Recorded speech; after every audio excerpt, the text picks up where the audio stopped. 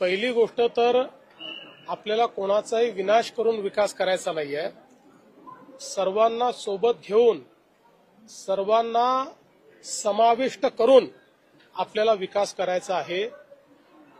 ज्यांच्या दुकानं किंवा ज्यांच्या घरांवर आपल्याला त्या ठिकाणी कॉरिडॉरमुळे जर काही कारवाई करावी लागली तर त्यांना अतिशय चांगल्या पद्धतीनं या ठिकाणी समाविष्ट करून घेण्यात येईल।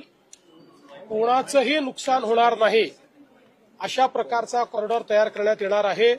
पण कोट्यावधी लोक या ठिकाणी येतात आणि त्यांची अव्यवस्था होत राहते, हे मात्र योग्य नाहीये। त्यामुळे सगळ्यांना सोबत घेऊन आणि मला विश्वास आहे की ज्यावेळी आम्ही जनतेत जाऊ त्यावेळी त्यांचाही मोठा पाठिंबा आम्हाला मिळेल। कॉरिडॉरचा आराखडा एकदा पूर्ण झाला की सगळ्यांना विश्वासात घेतलं जाईल। आपण बघितलं असेल काही लपवण्यात आलेलं नाही।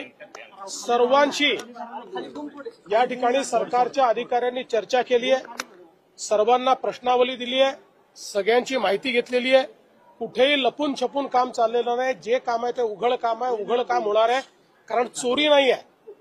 पंढरपूर विकास आराखडा म्हणजे चोरी नाहीये। पंढरपूर विकास आराखडा म्हणजे सर्व लोकांना सोबत घेऊन आपल्या श्री विठ्ठलाचं जे मंदिर आहे त्या मंदिराचा आणि आपल्या संपूर्ण या परिसराचा विकास करणं हे याचं ध्येय आहे।